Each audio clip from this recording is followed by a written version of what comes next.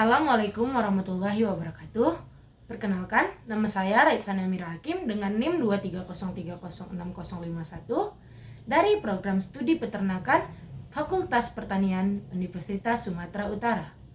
Pada video kali ini, saya ingin menjelaskan tentang apa itu metabolisme lipid dengan mata kuliah biokimia dan dosen pengampu Ibu Tati Widianasari, SPT MP IPM.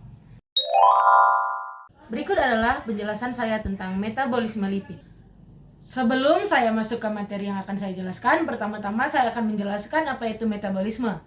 Metabolisme adalah serangkaian proses kimia kompleks yang terjadi di dalam tubuh makhluk hidup untuk mempertahankan kehidupan. Ini mencakup berbagai reaksi yang terjadi di dalam sel-sel untuk menghasilkan energi, memperbaiki dan memelihara jaringan, serta mengatur fungsi-fungsi tubuh lainnya.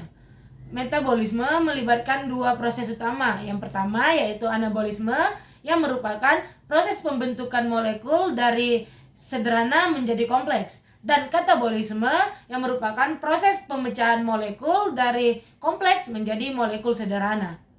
Selanjutnya saya akan menjelaskan apa itu pengertian dari lipid. Lipid adalah salah satu kelas utama molekul organik yang penting bagi kehidupan. Lipid tidak larut di dalam air atau bersifat hidrofobik, namun larut dalam pelarut organik seperti pelarut lemak. Lipid mencakup berbagai jenis molekul, termasuk asam lemak, trigliserida, fosfolipid, kolesterol, dan steroid. Fungsi lipid dalam tubuh yaitu sebagai tempat penyimpanan energi, pembentukan membran sel, pembentukan hormon, isolasi termal, dan pelindung organ dalam tubuh. Selanjutnya saya akan menjelaskan apa itu metabolisme lipid. Metabolisme lipid adalah serangkaian proses biokimia yang terjadi di dalam tubuh untuk mengatur produksi, penggunaan, dan penyimpanan lipid.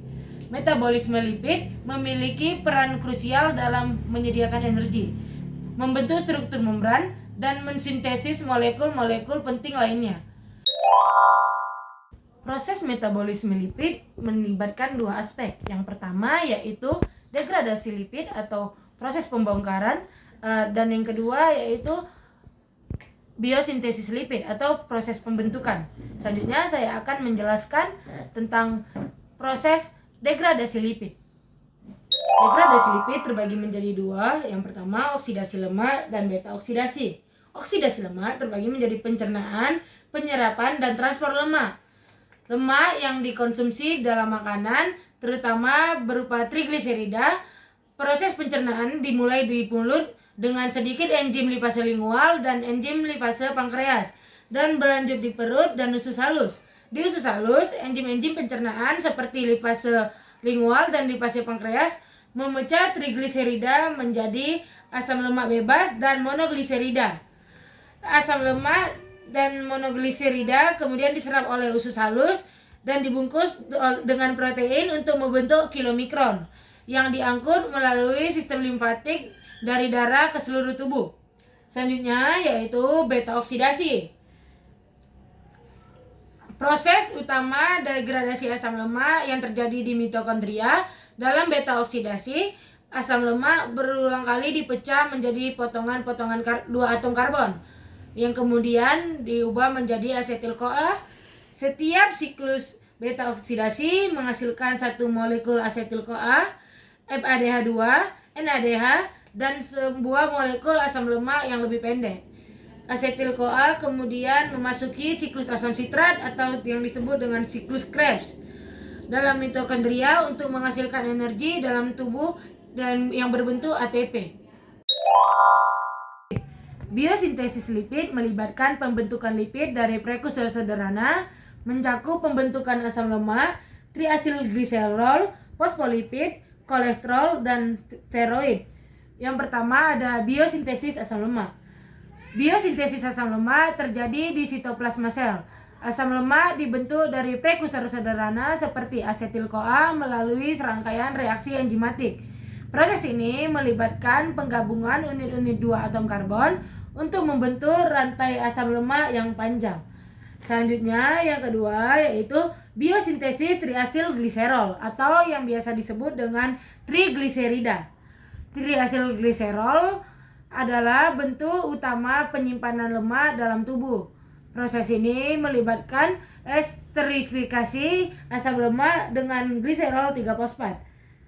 Asam lemak yang dihasilkan dari biosintesis atau yang diserap dari makanan disimpan dalam bentuk triasilgliserol untuk digunakan sebagai sumber energi di kemudian hari. Selanjutnya yaitu biosintesis fosfolipid. Fosfolipid adalah komponen utama dalam membran sel. Proses ini melibatkan penambahan gugus fosfat pada molekul gliserol atau gliserol fosfat. Fosfolipid memiliki kepolaran yang berbeda pada ujung-ujungnya, sehingga memungkinkan pembentukan lapisan ganda membran sel yang menutupi seluruh organel, mengatur lalu lintas zat-zat di dalam sel. Yang terakhir yaitu biosintesis kolesterol dan steroid. Kolesterol adalah molekul penting untuk membentuk membran sel dan produksi hormon steroid.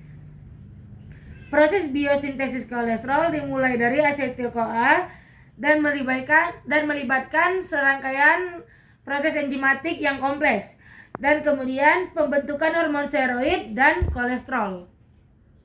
Sekian dari saya tentang pengertian metabolisme lipid. Jika ada kekurangan dan kesalahan dalam penyampaian, saya mohon maaf. Saya pamit undur diri. Terima kasih.